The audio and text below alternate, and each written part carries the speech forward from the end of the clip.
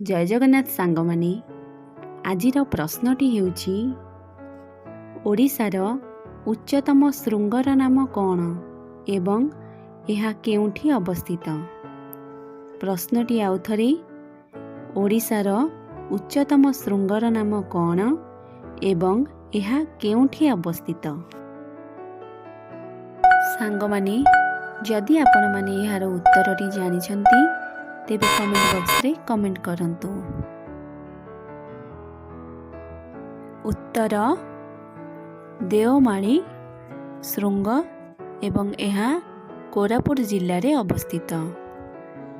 सांग माने जदि वीडियोटी भल लगी थाए लाइक कमेंट शेयर करिवे एवं ए भली इंटरेस्टिंग जीके वीडियो देखिबा पई चैनल को सब्सक्राइब करिवे।